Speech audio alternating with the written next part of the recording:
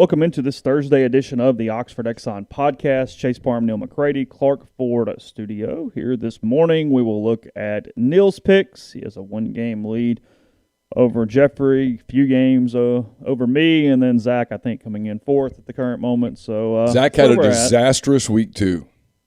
We'll talk about it. I went through, I looked. We got a few different thought processes on today's picks. So we'll do that. We'll look at some other gambling things and whatnot here on the show. We doing the Ben thing today? All right. Yeah, so the MPW Digital pregame show will be I'll do it live today so that people will have 2 full days to watch it. We'll have Pete DeWeese, Ryan Brown, Jeffrey Wright, Tulane wide receivers coach Jeff Conway. I'm supposed to talk to him late this morning, and Ben Mintz. And so Ben's interview is about just shy of 20 minutes. So I'm going to show some people, for the people who don't know what's on the show, that's the kind of thing that's on the show. There's a lot of stuff on the show every week. I mean, just, and here's the good thing about YouTube, too. You can watch a little bit, go away. When you come back, it'll start you right there. It's amazing. Right there where it's you incredible. Came back. I mean, it's not like the old days where it goes back to the beginning. Right there, wherever you stop. It's all good. And you can listen to YouTube in your car. I've done it. You can. Yes. That is correct. So, I mean, I tested it this week to see if it was doable because people are like, well, I just want it on podcast. So, no, you can do it this way. It works. There's sound and everything. Yeah. So it's right there. So we'll go to Ben here in a little bit. We'll just talk a lot of football today as we get going. Hand raise guys tonight around 7 o'clock. We'll be with you. We'll take your calls. We'll watch some NFL. I think it's Washington football team and Giants tonight. That's correct.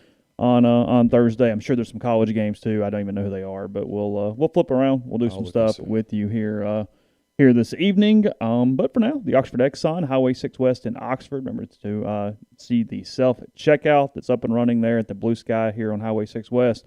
Don't have to worry about lines elsewhere. Get in, take care of your own stuff, and get out there with the Oxford Exxon. Lunch specials, $5.69, 2 sides bread, 32-ounce drink.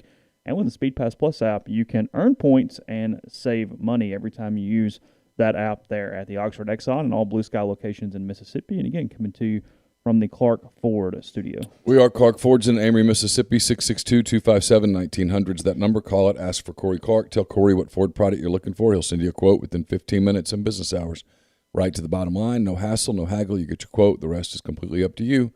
You can shop that quote around, or you can do what I've done, what I recommend that you do, and that's hop into a Clark Ford today, 662-257-1900. Guests, join us on the Rafters Music and Food Hotline. Rafters Music and Food on the Square in Oxford. Be a great place to hang out tonight if you're watching football, if you're coming in for the weekend on Saturday, if you're not going to the Grove, or maybe you're not going to the Grove until later in the day, or whatever the case may be.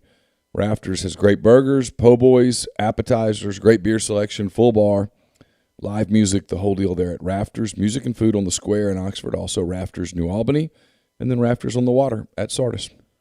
So, by the way, the one game tonight is Ohio versus the Bobcats, Louisiana Lafayette. Oh, where's that at? It's at Cajun Field there in swampy Lafayette, Louisiana. Will he just take something at the end of the year, or are we at the point where he's maybe not necessarily a lifer, but this is no longer a year-over-year deal where Billy Napier's for sure getting out? I mean, maybe he stays there. Maybe he likes it. There are people that love Lafayette. Well, sure. I mean, it's a look, cool. He doesn't have the worst gig in the world. I mean, it's like we haven't needed the podcast fodder this week, but The Athletic talking about the top 5 jobs in college football. They asked 100 or so staffers, coaches. Came up with the list. It was like Alabama, Texas, USC, Georgia, and LSU, I think, were the 5 that were that got the most votes.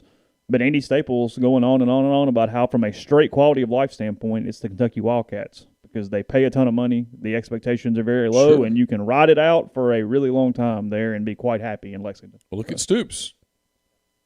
I mean, I think they could win 9 games this year. So in a lot of ways, Lafayette is sort of the group of 5 version of that, I think, in a way. That makes sense to me. Yeah. Where look, I think if you're looking at jobs, you look at Lafayette, UCF, Cincinnati, quality of life jobs. Mm-hmm. Quite frankly, the Cincinnati job's probably a pretty damn good job. Good job. Now you're in the Big 12. It might change the scenario. Expectations have to alter, right? Yeah, but, before that, I mean, everybody's kind of done pretty well there. Nice town. I like Cincinnati. Yeah. It's a UCF, nice town. What else? Those different jobs. Sure. Make a bunch of money. Yeah. UCF's a great job. I'm worried a little bit about my mental acuity today. I left coffee on the counter, did not bring it. I know exactly where the cup is sitting, but that is doing me no good right now. I first typed that it was Wednesday's podcast today, not Thursday's. So we're struggling a little bit. I don't even necessarily know why. But we could do a Wednesday podcast on Thursday. Whatever. We could. You can call it whatever the hell you want to call it. That's a good point. I slept. I don't know. I'm just whatever. Have you watched any of the impeachment, the FX thing? Got it taped. Okay. I haven't had a chance to watch it because Wednesdays for me, I tape with Jeffrey at 6:30. Mm-hmm. We finished at about 7:18. Okay. I loaded it, went ahead and put the graphics on it, and then went to Pete at 8:30. By the time I finished with that, it was 9, and then I studied history with Carson. And so, I look up world history, not U.S. history, so it doesn't fit in. We're doing world history, and so we were studying the Industrial Revolution yesterday. Oh, really? Yeah. All right, that's riveting. Yeah, I've watched the first episode. I've watched about half-ish of the second episode. You're kind of in my boat, though. I'm so immersed in that subject that any little thing that I know is false is grating on my nerves. Like, even if it's just they left something out that I found relevant. And she's the one producing it. What have they left out? Well, just little stuff. Like, to her credit, she's done a pretty good job of going, no, hey, look, I'm not going to spare myself. Speaking of Monica Lewinsky, sorry, we're using pronouns. Because, like, they showed it last night, they showed where she flashed her underwear at Clinton while she was in the other room on the phone and he was walking by when she was flirting with him. And the other producers offered her a chance to just ignore that, and she said, no, I don't get a complete pass here. Go ahead. Like, this is the way this worked. You still wonder, right? We're going to get to football, I swear. The President of the United States of America in the Oval Office, doesn't something click in the back of your mind that this is probably not the best idea? Even that, yes, 100%. And it's also the perfect storm because there's a government shutdown going on. Right. So there's hardly anybody anywhere. So he kind of thought, you and I have both been in the West Wing. There's people everywhere. That would be impossible during normal business hours. Yeah. Literally, the corridor around the Oval Office is just, it's like Main Street. Yeah. So much activity. I don't know how you could. But if you told me that building was empty,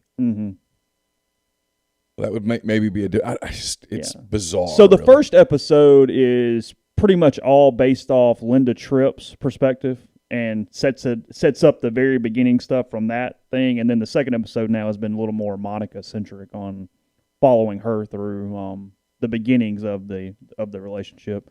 The casting has been great except for actually Clinton. Clinton is the one where I don't necessarily think they did a very good job with casting because that was the thing in the O.J. Simpson FX thing is they hit casting so good that you were just obsessed with it because of casting. You forget that it wasn't actually. Yeah, they did a great job with Monica, Linda Tripp. I think we haven't gotten to her yet, but Hillary they did a good job. But Clinton leaves something to be desired there. I don't feel like they did a great job there with him. But nonetheless, when you catch up, we'll probably spend time on it on like a Friday when we have nothing else going on. But we have a bye week next week. I'm planning to sit down and watch it tomorrow night. They're long. Both of them are about an hour and 20 minutes. Okay. Something like that. So I've missed 2 so far. Is that correct? Yeah. They're every Tuesday. So Tuesday was the second episode. Oh, I thought they were Wednesday. Yeah, Tuesday. So they're Tuesday. Yeah. Because I've been Tuesday's my night to drive to Tupelo. Yeah. So yeah. Yeah, it's 9 o'clock on Tuesdays. So anyway, okay. Sorry, we'll get to football now. I'm a little scatterbrained. We're all over the place, but we'll. But yeah, going to Neal's picks, I saw several times where Zach is trying to do the catch-up thing this week. Yeah. And it's a little early for that. Week 3, it's not because, look. It's like when you... We don't suck at this, so if you just want to go against us every single time, you're probably just going to get farther behind. Like, we're not going to miss all of them. It's when you miss the first extra point. Yeah, and you start chasing it. And before you know it, you've got 18 points. When you could have just had 20 points. Relax. Just going for it on fourth down too early. Like just play football. Just play football. You're right though. The lines this week suck. They're awful. They're really bad. I mean, they are. There were very few ones where I went, okay, that's fair and that makes sense, and that's because even your SEC game this week, it's 30.5 with Georgia and South Carolina. And look, Georgia's defense is awesome, and South Carolina's quarterback, I'm assuming, is still Zeb Nolan. Yeah. So what do you do? At some point, I would think you would have some letdown somewhere. But anyway, we'll get into that. Then we'll go to Ben when we finish that. Week 3 of the Butcher and the Spin Instructor is up as well. Obviously, it's in YouTube. I don't know if Neal has his podcast or not, but it is in YouTube right now. It's not in podcast yet, but I will load it into podcast. Okay. So let's see. Let's jump into to picks this week. As I said, had a pretty mediocre week last week all the way around. Neal currently 6-5 against the spread last week for the year 15-10. I am 5-6 last week. Jeffrey was 5-6 last week. I'm 12-13 for the year. Jeffrey 14-11, and then Zach 10-15 for the year after a 3-8 last week. You had a disaster against the spread. Not optimal.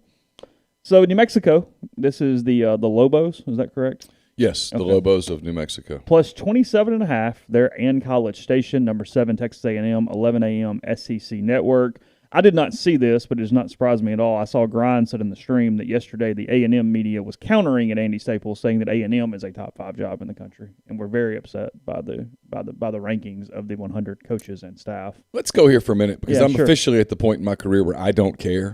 Sure. Like if everyone hates me, it's no skin off my back anymore. I'm not going to Texas to go to work. Yep, sure. Is there a media group that's more of a shill for the school that they cover than the Texas A&M? It would be State if they were more nationally relevant. Okay. I believe that.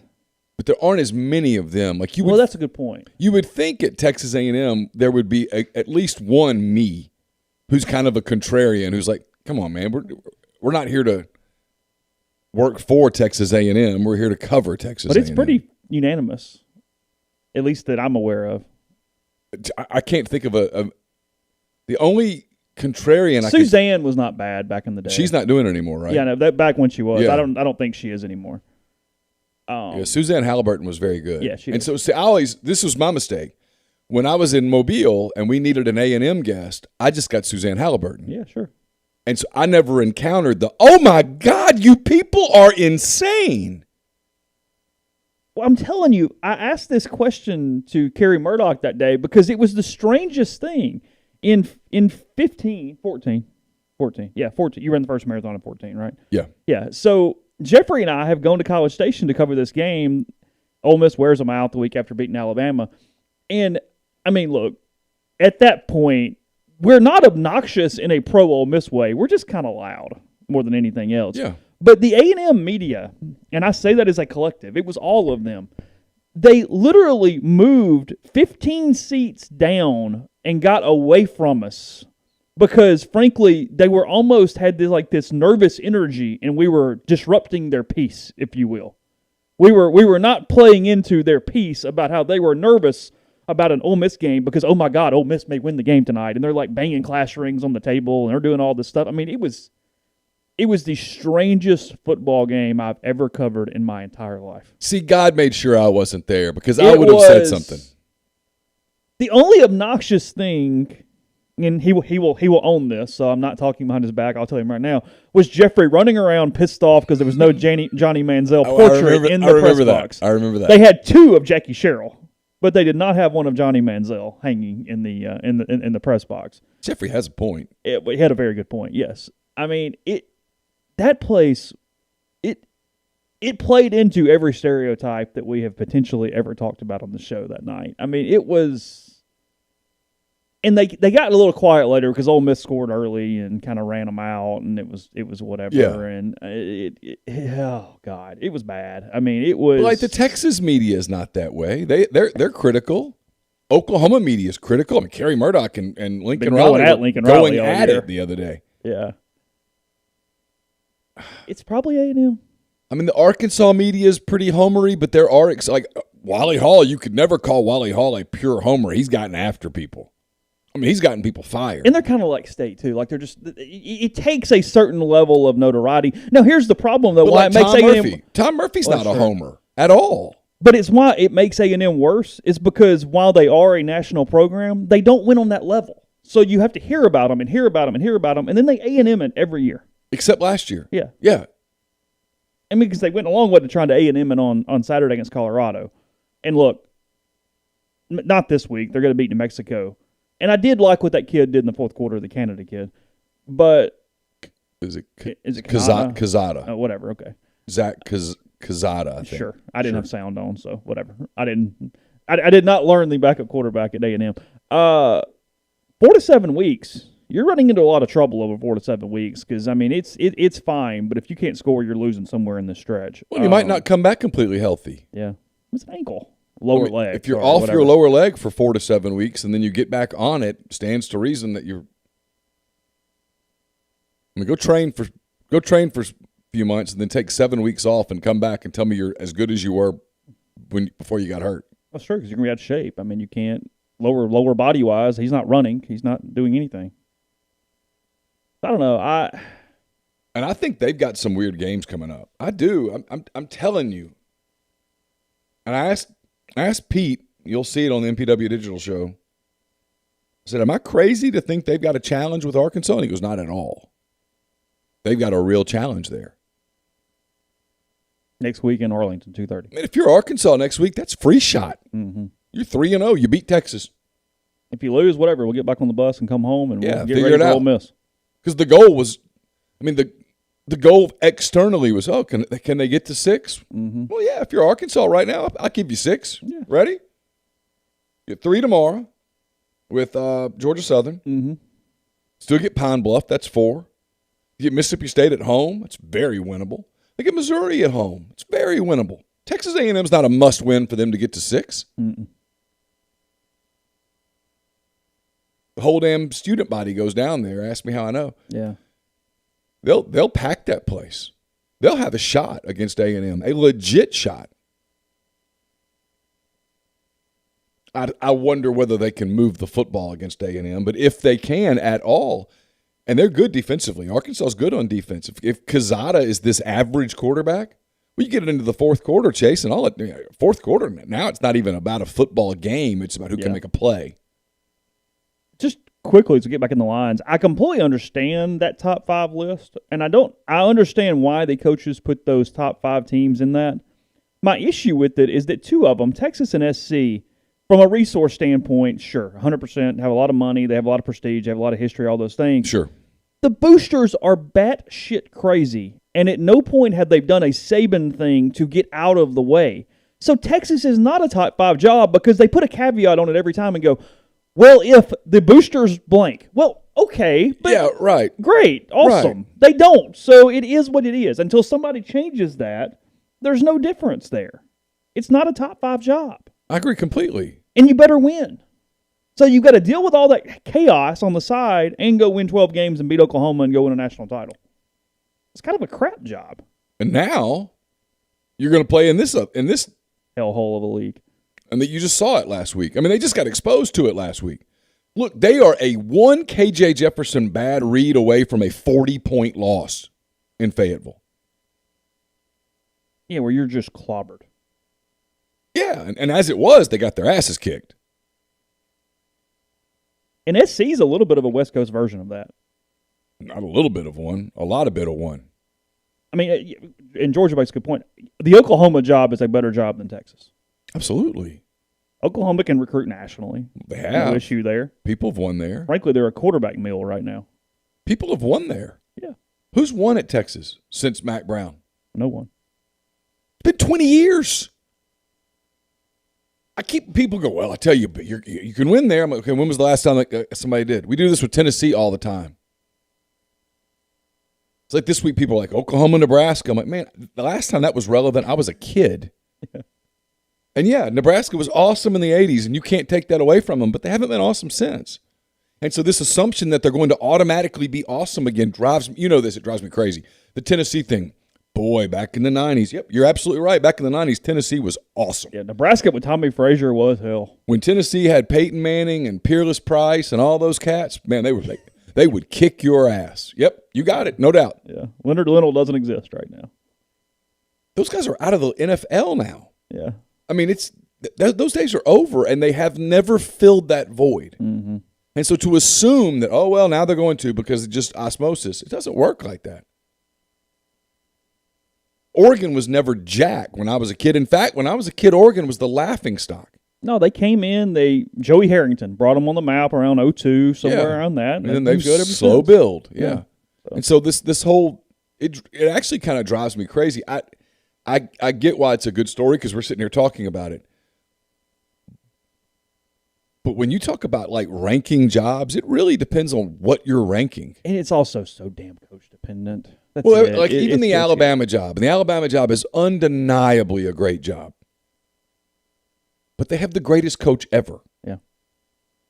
So and maybe it takes that level of cachet for everybody to get out of his way. Well, it did. Yeah. But I mean, even moving forward. There's no guarantee the next dude gets the same autonomy. But I mean, I was there. I covered it. I can tell you that Mike Shula didn't have this. Mm-hmm.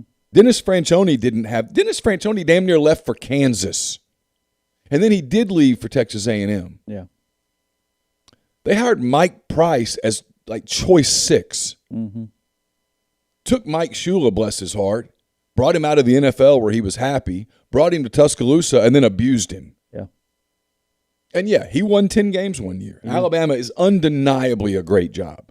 But they're not the automatic number one job in the country after Saban leaves. No. Yeah. And they talked about that. I mean, there's a lot of details. I mean, if Nick Saban had gone to Florida, would be top 5 jobs I think today. Florida would have had the Alabama run. Yeah.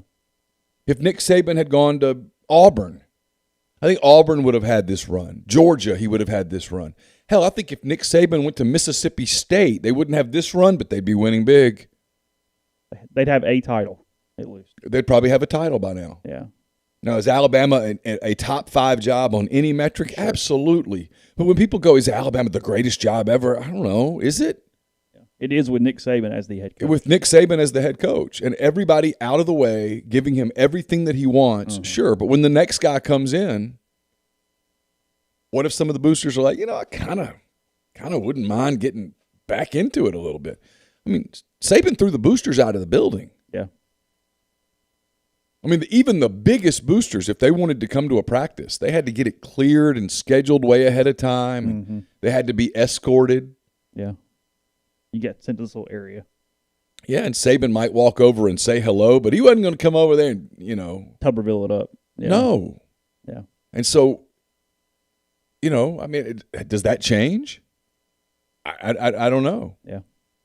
I think people underestimate exactly what Saban's done there. I really do. I think history 50 years from now will look back on the Saban era at Alabama and go, oh, my God. Yeah, in some ways he's underrated and he's absolutely underpaid considering what he's given to that university. So we'll look at a few lines. We haven't done the A&M one yet. We'll get into it. We're just hanging out with you. Community Mortgage, Oxford, Memphis, Soto County, and Chattanooga. Underwriting and processing is done in Memphis. They're getting local underwriting and understands your market. A leader in condo financing, the float-down option, which allows you to lock in the current rate. But if rates go down before you close, you get that lower rate. 662-234-2704 or JLOWE at communitymtg.com. We're also brought to you by Grenada Nissan. If you're in the market for a Nissan vehicle, Grenada Nissan's the place to go. They've got a complete selection of new and previously owned Nissan vehicles, great lease deals as well. It's GrenadaNissanUSA.com. The MPW Digital pregame show is brought to you by Sports Bistro, the Walk-On Sports Bistro. It'll be up later today, like I said. Walk-On Sports Bistro puts everything they've got into bringing you game day with the taste of Louisiana. Dig into their mouth-watering Louisiana cuisine like po' boys, gumbo, voodoo shrimp, plus fan favorites like juicy burgers and fresh salads. Quality, fresh ingredients you can't help but crave. Coming soon in November, it's Walk-On Sports Bistro. More than a restaurant, 1737 B University Avenue in Oxford. Go ahead and get Rebel Grove typed up in your where you can cut and paste it. Go to Muddy Water Camo. After you get through making your selections, put Rebel Grove in the promo code. You get a 35% discount on any products from the site. Free shipping on $100 or more for an order. They've got several new products on the site. They've also got the brand new Muddy Water Lady Camo apparel as well. MuddyWaterOutdoors.com, promo code Rebel Grove. And then go to DeadSoxy.com. You got the same promo code Rebel Grove at checkout for 25% off your entire order. You want to get those collegiate line socks when you hit the state of Mississippi on the site. you'll see what I'm talking about. And they're fantastic. Best socks you'll ever put on your feet. Don't forget to check out the clearance section as well, where you can add that promo code to the clearance and get great socks for a price that you could never find at the department store. The Grove opened this weekend, of course, Ole Miss and Tulane. You can still get in touch with the people at 7 South Tailgating. They provide the equipment, secure the spot, set everything up for you. Unloading assistance, food and beverage delivery on game day, and more. Single game packages are still available throughout the rest of the season. For non-SEC games, those are $225 a game. For SEC games, $325 a game. 662-321-1682, 7southtailgating.com. And speaking of the Grove, you want to get those Game Changer patches ready to go before you head into the Grove. They're the only 2-patch system available in the market to stop hangovers before they start. The warm-up patch is used before or while you drink. The overtime patch is used after you've been drinking to recover while you sleep. The all-new natural ingredients will keep you in the game, ready for the next play. GameChangerPatch.com, promo code RebelGrove20, RebelGrove20 at checkout for 20% off your purchase. Tell you more about Johnston Hill Creamery next week. It's located right there off Molly Bar in Oxford. Plenty of catering and tailgate options if you're getting ready for the Grove this week. You need something else to add to your tent, add to your setup. They've got a bunch of different charcuterie trays, cheese trays, pairing trays, dessert boxes, and more. You've got artisanal cheese trays like cheeses, spiced honey, fruit, house crackers, pepper jellies, plenty of cured meats right there on site, and much more, as well as plenty of accompaniments to that. They do cannoli boxes. They do plenty of desserts, a cheesecake dip that is very popular. They put kind of shortbread in there for the cheesecake dip, and much more. So 24 hours notice, but plenty of time today. You need to add things. You can find their menu on their site at johnstonhillcreamery.com or give a call to place an order. That's 662-419-9201. Again, just 24 hours ahead and get you ready for game day for the Grove here this weekend as Ole Miss faces Tulane at 7 o'clock. A lot of options there. We were not doing anything. We are completely innocent. Were our subscribers hawking televisions yesterday? Did we ever get to the bottom of what was going on there? It was a funny thread. I never got to the bottom of exactly what was happening, but I got several laughs out of it. Yeah, I had a buddy send it to me and go, you seen this? And I went, well, no, but hey, I'm not breaking any laws. No, hey, y'all do you. Whatever you like to do. People are like, do you need to take that down? I'm like, no, why? Yeah, do anything. I ain't do anything. Now, we have like a lot of fine print in those things, tell us we're not liable for anything. So anyway, we didn't talk about this. There's nothing really to talk about. But New Mexico, I keep wanting to say New Mexico State. New Mexico, a 27.5-point underdog at A&M, beats the hell out of me. But whatever. I laid the points and said sure. I laid them. We'll see. I don't know. I'm tired of putting my faith in teams like New Mexico. It typically doesn't go well. They gave up 20-something points to New Mexico State. The kid for Kentucky celebrated the targeting? Yeah. Yeah. Just mocked him. It was fantastic. That's funny. It was very petty, and I enjoyed it. I don't like those suits. You're blue and white. Quit screwing it up. They refuse. They insist. And they're Nike. It's not even like we go, oh, Adidas. I think it's why they won't win. When you look at the end of the year, you'll go, why didn't Kentucky win 10 or 11? You'll say, because of the uniforms. That's what I'll say. If they would just look like the Indianapolis Colts, they would win more football games. Absolutely. Put the big UK on the side of the helmet and move on with your day. This isn't complicated. The Colts have some of the best uniforms in all of professional sports. You have their colors. Just mock it. Just like Iowa does with Pittsburgh. Chattanooga, Kentucky, sure, whatever. Austin Peay beat Chattanooga. Kentucky will beat Chattanooga as well. Fantastic. Moving on with our day. Missouri and Southeast Missouri, 11 a.m. ESPN. I think the Bears are what SEMO's mascot is. No, is that Missouri State? That's Missouri State. This is the Red Hawks, right? I'm not sure. In Southeast Missouri, like the Red Hawks? Yeah, I think so. They played baseball in Oxford. Because Stephen McRoberts sent me a Missouri State volleyball shirt, and they're the Bears. Yeah, that's right. They have a really cool logo, by the way. Do they? Yeah. Okay. That's on ESPN Plus, by the way. Oh, okay. Not ESPN. Yeah. Oh, good point. Yeah, they're not that damn desperate. This is their pay-per-view game for the year. That's correct. So you have to have the streaming service. Also, a little note on that: it does not affect Ole Miss anymore. But I saw lots of confusion. If you have a TV or cable provider or whatever streaming provider, whatever that gives you access to SEC Network, You just log in with that on ESPN. ESPN. It offers you two different logins. You do not have to pay for ESPN Plus unless you don't have the other. As long as you can watch SEC Network on whatever your TV format is, you're golden. Just hit the SEC Network Go button. through my TV provider. I saw a lot of people go, well, I had to pay for it. No, you just hit the wrong button. You did not. A lot of people don't bother to read. Did they make it a little confusing? Sure. But not really. I mean, just click. It really wasn't confusing. Because one's like I free did it. and one's like $5.99. Just hit the free. Yeah. Just do that. So I don't know. Missouri's going to win. It's fine. Tennessee Tech at Tennessee, 11 a.m. ESPN Plus. So we have FCS games or crazy lines. That's what we have this week. We have nothing really in the middle whatsoever. Sorry, this is ESPN Plus as well. The Ohio Valley Conference sending the texters into Knoxville. So Tennessee will be 2-1 at the end of the week. Yep, balls are back. A third of the way to bowl eligibility. Balls are back. Number 1, Alabama, -15 at number 11, Florida. CBS 2:30. I just wrote don't overthink it like 9 times because I was always going to take Alabama to cover, but the less I think about it, the more I will just take Alabama and move on with my day. Until they don't cover, I'm taking them to cover every week, I think. That's what I've been doing it for 9 years. I did see... I just lay points. I think it was Cole Kublik that had the stat. It was somewhere this morning when I saw it, and maybe I'm off on the number by 1 or 2. They've been favored in 87 straight games.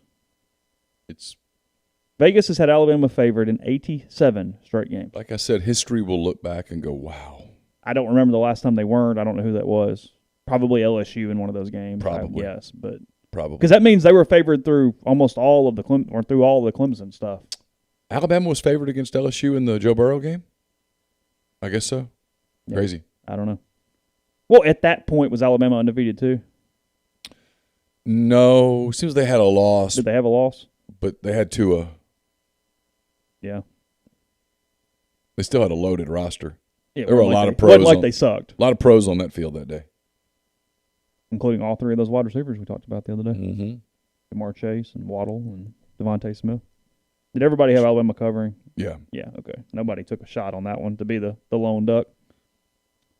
Georgia Southern plus 23.5 at Arkansas, 3 p.m. SEC Network. If there's a potential letdown, this feels like a letdown Well, week. it's a sandwich game for them. They just got through storming the field against Texas. They get Texas A&M next week. But you have them covering. Well, they lost by 38 points to FAU. They lose by that much. Yeah, or 32. So the line's too small, maybe. I don't know. I mean, look, Arkansas can't throw it very well consistently. You wonder whether this is. And the they week played with Rice for a half where they just didn't really pull away. Yeah, we'll see. I'm not sold that Arkansas this one is some great confused team. me more than anything Sure, else. it's a lot of points. Yeah, I couldn't really figure out what I and wanted if you're to do Pittman, with you that. just want to win. You're not worried about style points if you're saying get out of Pittman this Dodge. week. And so 31-13, get out. Do they turn the car off pretty quick? Maybe.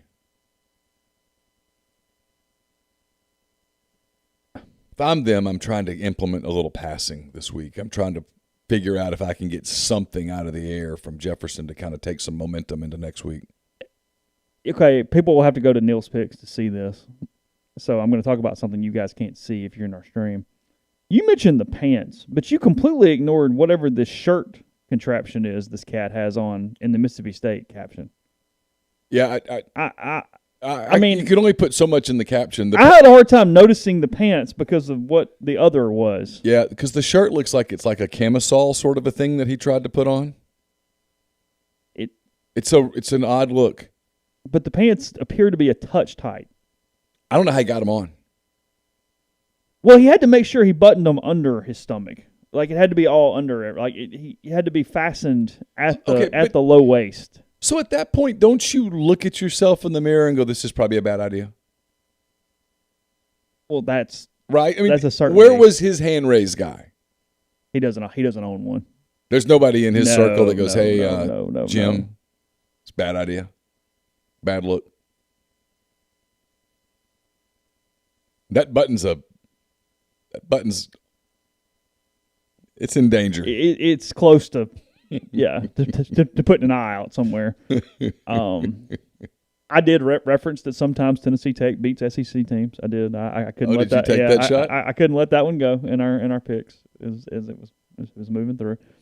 Mississippi State -3 at Memphis, 3 p.m. ESPN2. Look, well, I'd be surprised if Memphis wins this game, not even a little bit, but I would rather take State and lose where I was wrong than try to get cute, take Memphis and lose it. I'll be madder at myself. So that was basically how I did this pick. State's better on both lines of scrimmage. Yeah, I just took what I feel to be the more athletic, dominant team and said, we'll roll. Now, could Memphis win the game? Sure. Why not?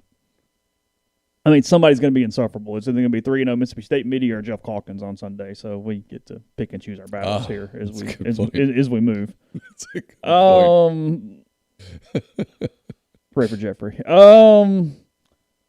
Caption when Kirby was very good. I laughed hard this morning. South Carolina 30.5, Georgia 6 p.m. ESPN. It's so many points. But can South Carolina score? Well, nobody else can. At all. I mean, so far, Clemson couldn't score on them. UAB couldn't score on them. Because their one touchdown was a pick six. Yeah, and so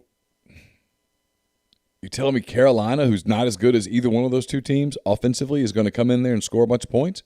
And Will Muschamp's on the sidelines, and something tells me Kirby. Oh, you think there's a Muschamp angle here? Sure. Okay. I mean, they fired him. Yeah. And he and Kirby are tight now. If you told me that Kirby's like, hey, Will, I got you.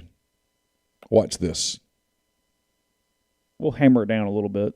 Now, I don't know who's playing quarterback for Georgia. Maybe it doesn't matter, but Daniels has been kind of banged up. The Carson kid's been fine. I mean, the kid who played last week is perfectly good at taking a snap and handing it off. And they're really good at that. Yeah.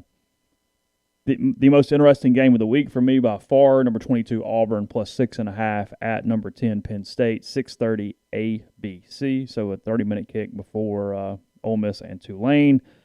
Let's see what we're doing. I took Penn State to win, Auburn to cover. You've got Auburn winning and covering, obviously. Everybody has Auburn covering this game. Okay. Is that right? Yeah. Jeffrey has Penn State winning as well. My rule is if you give me the most athletic team and points, I'm going to take them. Yeah. I mean, I've got some Bo Nix concerns like everybody else, but the kid at Penn State's not a world beater at quarterback either. Stetson Bennett, sorry. Frankly, I think Nix is better than the kid at Penn State. So I'm going to get the better quarterback. I get the more athletic team. The only detriment is they're on the road, but Auburn's played on the road against people before. Yeah. I mean, this isn't going to be the first time that Auburn's heard noise. Yeah, I'm not changing my pick. They've played in LSU, and they've played at Georgia, and they've played at Alabama, and they've played all over the place. These kids have heard loud crowds before. Aggressive LSU caption there. She's way up in the air. They did throw her very high. And, I mean, she's got to be. And she does look kind of out of control, doesn't she? And yeah, she's got to be thinking to herself, they're not exactly nice to women here. Y'all are going to catch me, right? Like, what's going on down there? LSU's administration's like, let her fall. See what happens. What could possibly go wrong? Central Michigan's in town, plus 20.5. SEC Network, 6:30 on this one. Something that I don't think we'll watch a ton of. No. Unless Central Michigan gives them a scare, At then which we're point, all in. At which point I'm all in. Yeah. Someone's going to say, that's TV1 all of a sudden. They'll be like, did you see that play in the Ole Miss Tulane game? I'll be like, no, I was watching the train wreck in Baton Rouge. I'm sorry. We were rooting really hard for Joe McElwain right now. Sorry. Oh, God. If that got into the fourth quarter, I would be hard pressed to turn away. Nobody has LSU covering. How can you right now? Yeah. Everybody has them winning, but nobody has them covering. We've been down this road when it feels like it's spinning out of control. To me, it feels like it's spinning out of control. Maybe I'm wrong. Maybe they fix it. Maybe there's enough athleticism, enough blue players to just overcome it. But I have my doubts. And the more you watch of LSU players from 2019 in the league, and you look at the success that their coaches have had, it's just a fall. And so much of it is, well, they're wearing LSU uniforms. Okay. Central Michigan's not good, but they're pretty well coached. They hung in there with Missouri. They did. Missouri's, frankly, better on offense. Yeah, I mean, 20.5 points seems like a lot of points. I mean, I think LSU wins the game, but they barely covered 20 against McNeese. 27-3. It was 30. I don't know, something. It was a weird game, and I'm sure it was a weird game for Ed going against his son and all of that stuff. But still McNeese. It's still weird down there, and again, I just say this What's because coming? It needs to be repeated. Next week, Mississippi State. Their run of games starting next week at Mississippi State, Auburn at home, at Kentucky, Florida at home, at Ole Miss, at Alabama, Arkansas at home. The next game where you look at it and go, that's a W, no question about it, is ULM on November the 20th. Now, am I saying LSU's going to lose all those games? I'm not. But there is a possibility of a really bad run. But there's not that's a W in that entire run. No, which means even it's chaos down there, even if it goes half and half, frankly. So, yeah. Totally. That's where it's sitting. Listen, if they lose in Starkville, it's off the rails. It's off the rails. Talk Ole Miss Tulane and our picks there in a second. First, talk about Northeast Spark, NESPARC, service people across rural communities. They have 2 internet packages, the Ignite, the 100 Mbps, or the Blaze, the 1 gig that powers the Clark Ford studio. Your hometown team bringing you world-class broadband. NESpark.com. 662-238-3159. Phone service, parental controls, network security. They have wireless mesh extenders, but you probably wouldn't even need that. Call the office for details. Find out what they can do for you. Again, 662-238-3159. ACS is owned by Clay McNutt in Baldwin, Mississippi. Established in 2013, ACS is a complete electrical control system solution provider and a Rockwell Automation recognized system integrator. If you're in need of custom HMI and SCADA solutions or large horsepower VFD specialist, ACS has you covered. They can service and install Rockwell Automation, Allen Bradley, Siemens, ABB, Square D, and many other manufacturers. For more information or to get in touch with ACS, go to acsllcms.com or call 662-601-4381. Pinpoint Commercial Real Estate's based out of Jackson, Mississippi. They service the entire state in all commercial asset classes, such as retail, office, industrial, and land. Sam and BB are Ole Miss graduates that pride themselves on hard work and maximizing value for their commercial clients. This week's property spotlight is on the Medical Parkway in Flowood, Mississippi. The Medical Parkway consists of 94 acres situated around the newly opened Sheraton Hotel and Conference Center and the newly renovated The Refuge Golf Course. The acreage is ideally positioned between the International Airport and Flowood Medical District with Jackson Heart and Capital Ortho on site. It's an excellent opportunity for hospital, medical office, professional office, and retail users to position themselves in one of the most vibrant submarkets in Mississippi. So please give BB and Sam a call at 601-586-3220 to learn more about the Medical Parkway. Blue Delta Jeans makes the best fitting, most comfortable jeans in the world because they are uniquely made for you and only you. Raw denim jeans, custom fit, hand-tailored in Tupelo, Mississippi. One size fits one at BlueDeltaJeans.com. Go to their site, use the virtual tailor, and you can be measured and design your newest jeans in just a couple of minutes. It's BlueDeltaJeans.com, promo code Rebel Grove for 10% off your purchase. Also brought to you by Lammon's Fine Jewelry in Oxford. Lammon's, located at 1126 North Lamar Boulevard in Oxford, has been serving the Oxford area for more than 73 years. Engagement rings, wedding rings, watches, pearls, children's jewelry, collectibles, and more. Lammon's is the gold standard in fine jewelry. Visit them at lammonsfinejewelry.com or call them at 662-234-2777. Podcast also brought to you by Comer Heating and Air and Southern Air Conditioning and Heating. Different names, same great products and services. If you live in Oxford, Tupelo, or the surrounding area, call Comer at 662-801-1777. If you live in Hernando, Memphis, or the surrounding area, 662-429-4429. Zach Berry and I will tape a soft verbal in the next 30 hours. Maybe this afternoon, maybe tomorrow afternoon, but we're going to get one to you. It's just a matter of fitting it into a schedule. It's brought to you by the College Corner. It's your one-stop Rebel Shop. 2 locations in the Jackson area. In Ridgeland, it's next to Fleet Feet. In Flowood, it's next to Half Shell. If you don't live in Jackson, it's not a problem. You can visit the College Corner at collegecornerstore.com. Plus, you can find them on Facebook and Instagram. So whether you're tailgating in Oxford or home gating with friends and family, the College Corner has you covered for game day, the largest selection of Rebel gear in Central Mississippi. Podcast also brought to you by Visit Oxford. Visit oxfordms.com. Tomorrow they have Tunes Around Town. That's from 5 to 7 tomorrow night. 4 different locations for music with artists here around the Oxford Square at the Growler, Alana Mosley Duo, Pocket Park. That's kind of out by Volta on North Lamar. Davis Cohen, Spring Street, Tony Boyd, and then around Southern Table, the Blues Doctors. Also bus tours tomorrow at 3 o'clock and 4 o'clock. For those, you can call. Make reservations. I believe spots available for sure for the 3, maybe the 4, not 100% about that. But either way, an adult ticket gets you $100 off a pair of Blue Delta jeans. So visit oxfordms.com/events. Let's go ahead and go to Ben Mintz. We're going to do Ben. Let's do him now, and then we'll come back and we'll close lines after that. So, again, this will be in the pregame show, but just to give you guys an idea of the different content that you get on that on YouTube, here is Barstool Sports Ben Mintz with Neal McCready.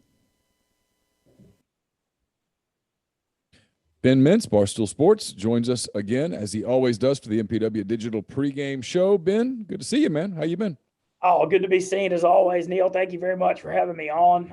Just love the product you've got with this show. You got a bunch of good guests and, a lot of momentum for Ole Miss this season, to say the least, at 2-0. And, just getting excited about what's all of a sudden become a much more interesting Saturday night matchup with Tulane than maybe we thought a month ago after the second half they played at Oklahoma, almost coming back and pulling the shocker of the season, losing 40-35. And I think Ole Miss, because of that, is going to be ready for this game and is taking it seriously. Let's just start there. Let's start with Ole Miss. Ole Miss, a 14-point favorite. At least that's the line that I've got. It's moved around a little bit maybe during the week, but I've got it right around 14 and a half points at home against Tulane. As you mentioned, 7 o'clock game on ESPN2. Kind of give me your thoughts on the game. Give me your thoughts on the betting line. This is fun. It's fun for me to be on this side because everybody else is on the other. But I think people nationally, everybody's overvaluing that Tulane second half against Oklahoma, like way too much. And you hear Lane Kiffin talking about Tulane being an SEC team. Look, I got so much respect for Willie Fritz and what he's built. That's not an easy place to win. They got a new stadium, a lot of momentum. All that's great. But they ain't winning this football game. And they are a public underdog. People are saying, Tulane's got a shot. No, they don't. This is their 4th week on the road since Hurricane Ida, too, not their first. And I'm not saying Ida's even the reason. I don't think they can stop Ole Miss. The over-under 76.5. I'm much more inclined to lay 14 in a game where I think Ole Miss is going to score in the 40s or 50s anyway. I don't just like Ole Miss. I love Ole Miss in this game. I think they roll by 3 or 4 touchdowns. Pretty big, like something like 49-24, somewhere in that range. And I think Ole Miss with the bye week next week too, they're really going to be honed in and ready to go after that Austin Peay game. And so I think we're going to have a really good Ole Miss effort heading into the bye, and Ole Miss rolls. Let me ask you this, Ben. Jeffrey Wright and I do this eye test thing, and I kind of like what we do with it. When people have asked me, I got a mailbag question this week, and it was a really good question. It was like, hey, Neal, what is it about Ole Miss that you like so much more than what everybody else likes? And I said, that's a great question. It's more than fair. And my answer is, it's really elementary, but I think you'll be able to relate to it, Ben. It's they look like a good team. It's an eye test thing. I mean, there's some teams that are out there that are 2-0, and you look at them and you're like, I don't know, like they just they're okay. It's like, you watch Texas against Arkansas, and you're like, yep, that's the Texas team that I kind of thought. That's what I was expecting. I expected a team that really didn't pass the eye test. Ole Miss passes the eye test. Yeah, I agree with that. There's a few points on that to follow up on. Ole Miss, with this up-tempo offense with Matt Corral and all the weapons and speed, they score infinity against these G5 teams. I mean, like, for Ole Miss to struggle on offense, they got to get beat at the line of scrimmage, and Tulane can't do that. Ole Miss does have a good offensive line, and so when Ole Miss plays these G5 teams, man, they just score and they score and they score and they score. The possessions are so fast. And then the other thing is, man, what a difference Chance Campbell has made on the eye test. I mean, just having him out there at middle linebacker, you could just – I mean, I know he's just a transfer, but he averaged 11 tackles a game at Maryland. you just feel like he's just got that presence. The way he spotted him, Lee Cunningham shut him down, and just him alone makes me feel so much better about this defense. And on that eye test, what I've seen out of this defense is you're not seeing the busted assignments that we've been seeing the last few years. Like, even when teams are moving the ball, there are hats there to hit them. Nobody's running free. People aren't blowing coverages, and to me, that says a lot on that eye test. All right, let's get to some other games that I think are pretty interesting, and then we'll get to the NFL in a minute. But I do want to get as much college football as you watch. I would be crazy not to get your thoughts on a few teams. I'm more interested in your thoughts on Texas A&M, not just in this game against New Mexico. They're giving 27.5, but you've seen them a couple of times. King's out now, 3 to 7 weeks. It's a broken bone. It's probably longer than 3 weeks. What does this do for the Texas A&M big picture? I mean, it ain't great. They do have a heck of a defense, though. And Elko, the defensive coordinator, I think is extremely underrated. Last year I thought they had the best defense in the SEC, and they're going to have to lean on that defense. Lyell, I believe is how you say it, that defensive lineman's unreal. But they're going to have to lean on it. You saw the offense struggle so much, only scoring 10. And then let's be honest, I watched Haynes King in that opener, and he didn't look that good in that game either himself. And so they're going to have to lean on that defense, keep getting by. It's not good for them long term, but at least they've got New Mexico and some weaker games. I know Alabama's coming in a few weeks, and that's going to be awful tough. But, when you look at this from an Ole Miss perspective, all of a sudden things are opening up in this West. LSU's a big disappointment. I was wrong about that. I admit it. I drank all the Kool-Aid with all my sources, ESPN Baton Rouge. But, their O-line stinks. They're not well coached. They're not good. And then we don't know about Auburn yet. We'll find out a lot more about them when they go to Happy Valley, but I still don't have any faith in Bo Nix. And I didn't like the Harsin hire really at all. I didn't think he doesn't have any South ties. I'm not a big Mike Bobo fan either. We've seen him recycled everywhere as an offensive coordinator. And so with A&M looking weaker on offense, LSU struggling, there's a chance Ole Miss could be the second best team in the West if things break right and they stay healthy. So I just really hope Ole Miss can seize that moment.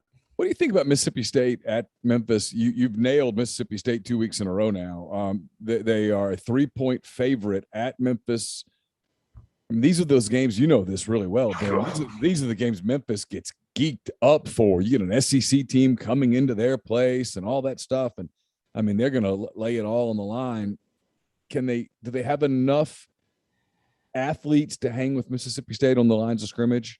We'll find out. Memphis they allowed a lot of points to Arkansas State last week. But I'll say this. I reiterate this. I say this about Mike Leach teams till I'm blue in the face. Awesome underdogs struggle in favorite roles. And this is the exact kind of spot they struggle. 3.5-point road favorite. We all know as Ole Miss fans how tough it can be to win in the Liberty Bowl, especially when it's hot as balls in September. And so I think this is a trap spot. I'd lean Memphis if anybody. I was all over State last week in Cincy State. It just comes back to you go back to Mike Leach's whole career. We've got a huge body of work. Texas Tech, Washington State, Mississippi State. When he's a big underdog, they're ferocious, and the games they're supposed to win, they struggle. And I just stand by that analysis. And so I think Memphis has got a shot. It's ironic. State, you think of Leach in the air raid, but it's like a dump-off raid. They don't have any playmakers. Their defense is – but Arnett's a hell of a defensive coordinator. And so it's like you think of a Leach team, a wide-open air raid. They ain't that. I was on that under last week pretty big and easily hit it. So I kind of like Memphis, to be honest, in this one. Yeah, you nailed Mississippi State last week. You got that one. I missed that one bad. I thought NC State would be better than that. I really did.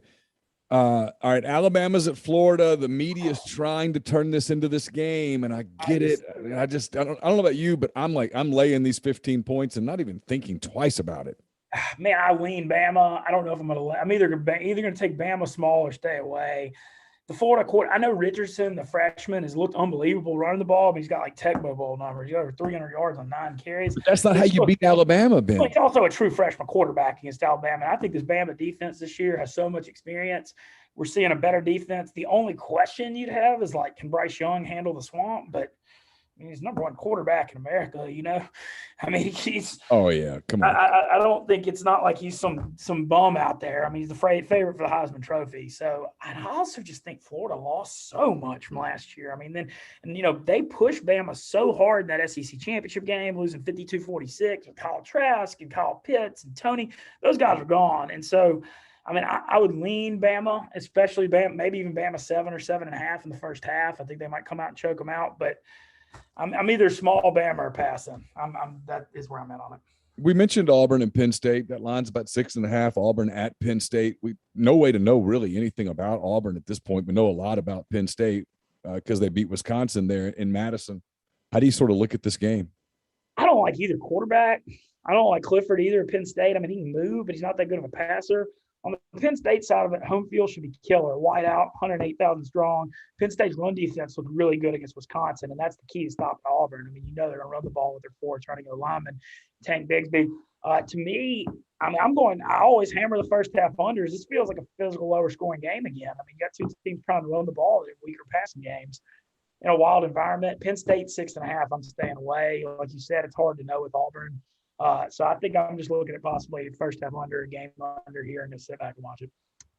Before we get to any pro games, are there any other college games that you like as a play? And it's kind of a weird schedule, because week one was so good. This kind of feels like we're squeezing in as many of these kind of crummy games as we can before we get into full-fledged. I got a few.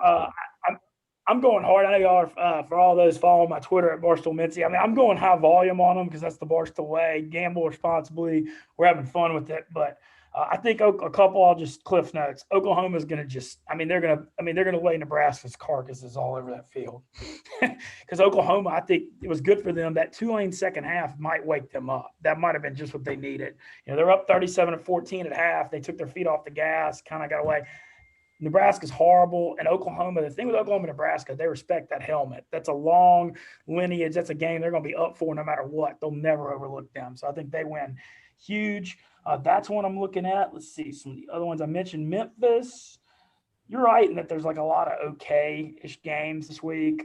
There's not like a ton of standouts. I've got a lot of kind of medium plays. So I'll just go with Oklahoma. A lot's been talked about on Cincinnati, Indiana. Cincinnati's super public, is a 4-point favorite. I can't figure that one out, so I'm going to stay away from it. It's just such a big game for Cincinnati's program, getting to play Indiana on the road. Indiana was a surprise last year, but we saw in that Outback Bowl, we saw in week one, they're a fraud. So I'd lean Cincinnati even with them being public because Cincinnati's not going to overlook a chance to go on the road and win the Big Ten. So that's one. And then the West Virginia Tech game is interesting because Virginia Tech's number 15 in the country. We all saw them beat North Carolina, yet West Virginia, who struggled, lost to Maryland, is a 3-point favorite. And that looks like a rat line to me. I think Vegas love West Virginia to make them a favorite there. Because you got to think the Joe Publics would be like, oh, Virginia Tech beat North Carolina, and West Virginia couldn't beat Maryland. Something smells on that one that makes me like West Virginia. And Neal Brown's a good coach too. He is a good coach. He's a really good coach. I have to think that looking at all this realignment, Neal Brown's like, I got to get out of here. I got to get into one of the big leagues, and I don't know. It's just interesting to me that you think of West Virginia through the years. You think of the Rich Rod offenses and Pat White, Slade, and even Mark Bulger and Geno Smith. This West Virginia plays defense and can't score, which is like the exact opposite of what you always think of that program. But we'll see. I kind of lean that way. All right, let's get into the NFL. Week 2 in the NFL starts on Thursday night. People will probably we'll push this out on Thursday, but most people will see it on Friday. It's the Giants and the Washington football team. And then Sunday, it's a slate of noon games. It's kind of a weird slate of games. I'm trying to look for something that catches my eye. Vegas at Pittsburgh is an interesting week 1 game. Week 2 game, I should say. The Saints at Carolina. The Saints. That one's very interesting. They looked great in week 1. And then Kansas City and Baltimore. That's the Sunday night one. There are a few thoughts I have. The Saints, boy, I mean, how could you not be thrilled with that effort? And this is Sean Payton. I actually took Sean Payton 18-1 to win Coach of the Year before the season because after Ida happened and the fact that the national expectations were the Saints were going to take this step back. Look, I love Drew Brees. I mean, I'm one of his biggest fans. I'm not trying to hear to slander the man, but if you read between the lines, Sean Payton's comments the last 3 or 4 years, he's been ready to have somebody that can push the ball down the field. I mean, he hadn't slided him, but you could just kind of tell he was kind of we're window dressing everything we can do, but all we can do is dump it underneath and not turn the ball over. And now he's got Jameis who can unleash it. And because the Ida and the expectations with the Saints were going to take the step back, if they win 11 or 12 games again, he could be Coach of the Year just because the expectations were lower. So that was why I took that. And love the way they looked. However, man, rough week one on injuries. You lose Eric McCoy starting center, Marcus Davenport, and Lattimore, your best corner.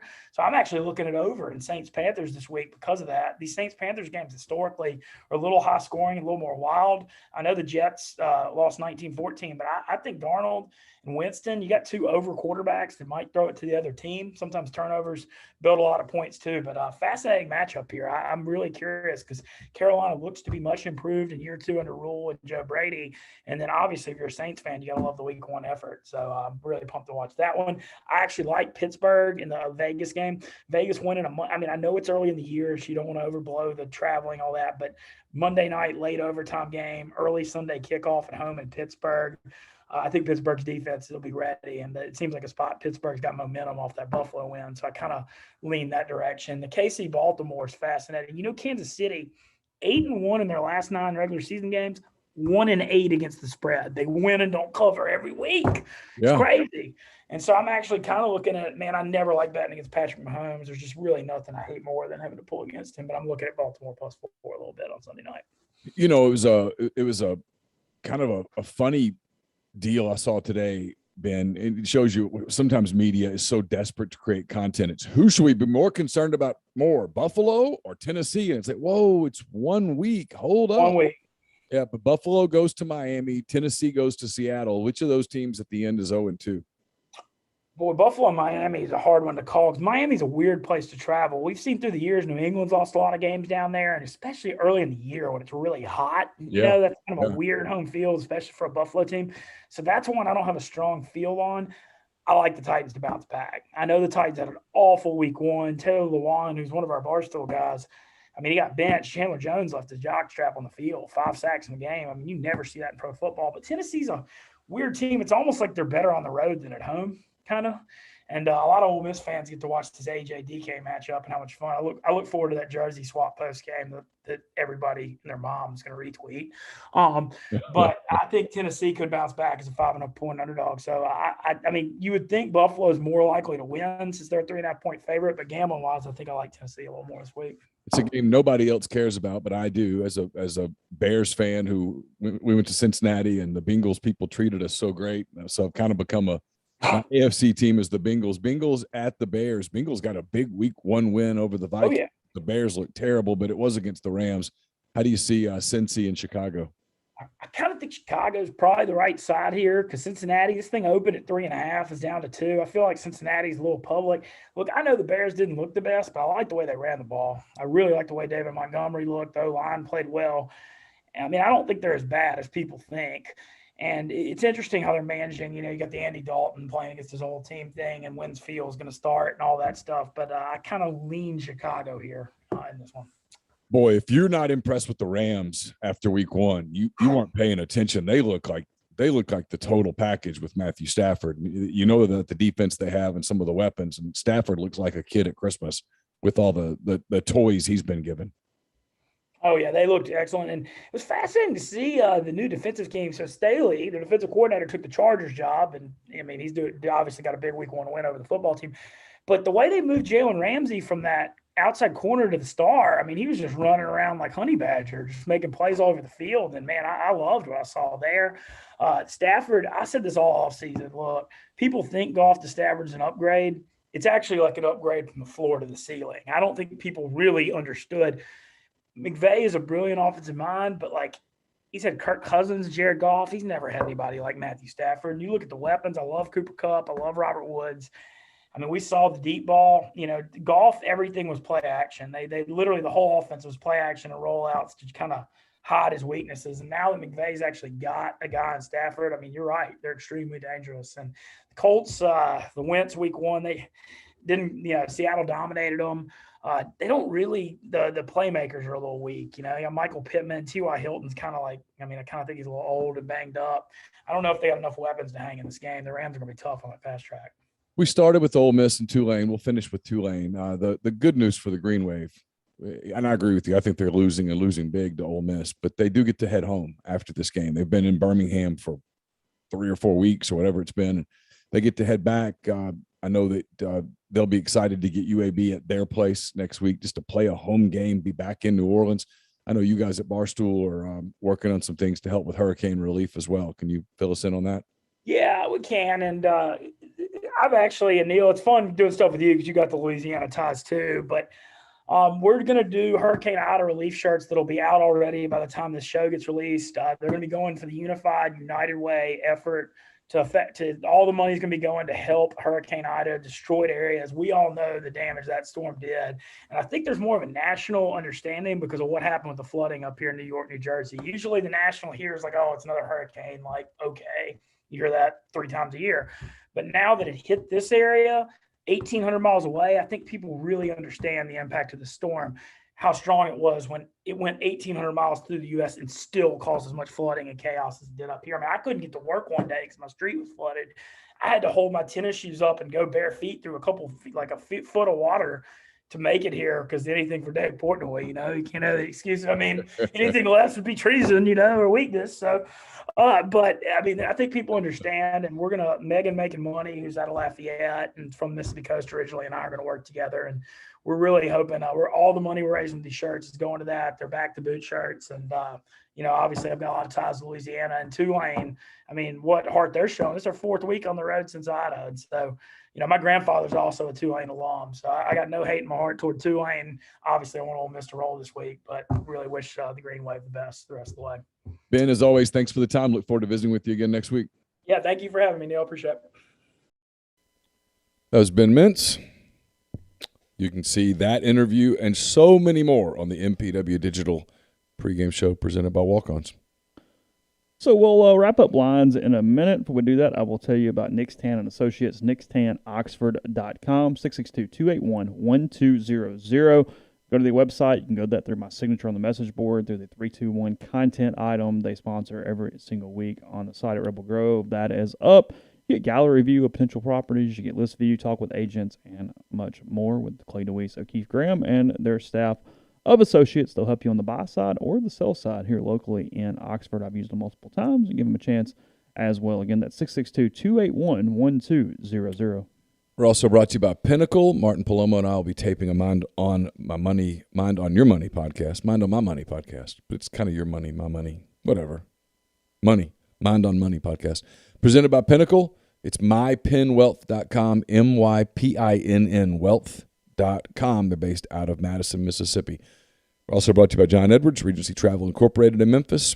John's part of Virtuoso. It's a worldwide network of travel partners that allows him to provide unique benefits and added values that are simply not available to other travelers. Get in touch with him. Let him know what you're planning, what you're thinking about. He'll give him some parameters, and then sit back and do nothing, because he will give you a ton of options depending on what kind of a trip you're wanting to put together. And no, you don't have to live in or near Memphis to take advantage of his services. You just need an internet connection or a phone. 901-494-3387 or jedwards@regencytravel.net.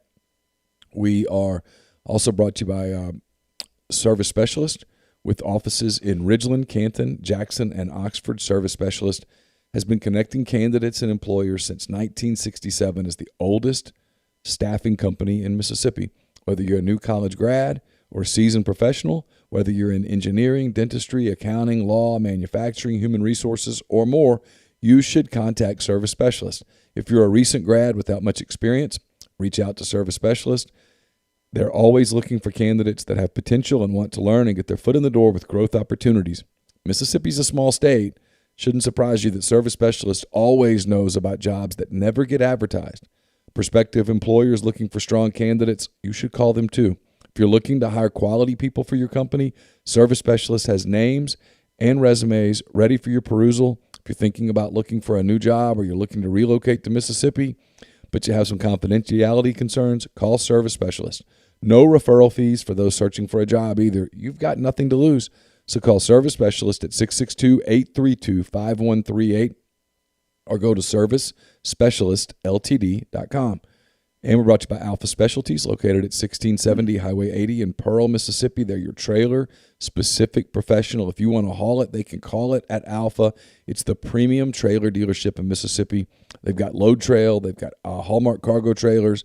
They can work with third parties to have game day trailers and concession trailers built just for you. For podcast listeners, Alpha has spare tires and wheels, starting at just $100. A full selection of trailer parts and accessories, hitches, winches, straps, and more. 601-932-9798 or alphaofms.com. And we're brought to you by The Rogue. It's your destination for fine men's clothing. Their stylists hand-select pieces from top designers. From work to lifestyle to nightlife, there's the perfect something for everyone at The Rogue. They've got all the best items from Peter Millar, Martin Dingman, Halsey, True Grit, Jack Victor, Duckhead, and so many more brands. 4450 I-55 North in Jackson or therogue.com.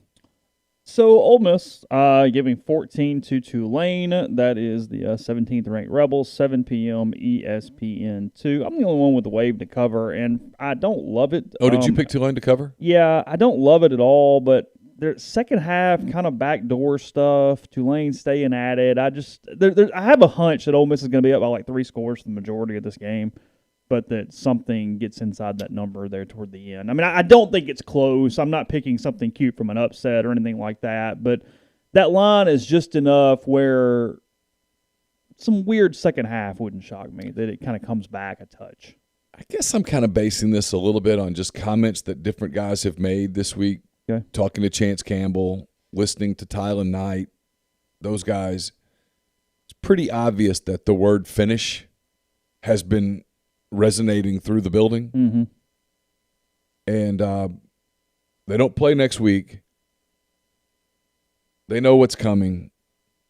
I kind of feel like they let it all hang out a little bit Saturday night. I mean, it kind of feels that way to me, and maybe I'm wrong. And then I think there's a human element that I'm counting on a little bit from Tulane, which is they've been on the road for at some point your body. And they get to go home after this game. Yeah. So you sort of wonder if let's just get there. Let's go home. Yeah. The opener against Oklahoma has gotten so much talked about. Again, Oklahoma was up over 3 scores at one point in the first half. And they turned it off.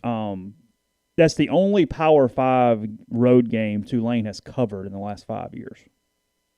Now, again, does that matter? Maybe, maybe not. But just saying that there. And I've got a ton of respect for that program. And I Willie mean, Fritz does a hell of a job. He does a great job. And if you talk to coaches, they all rave about it. Pete raves about Willie Fritz.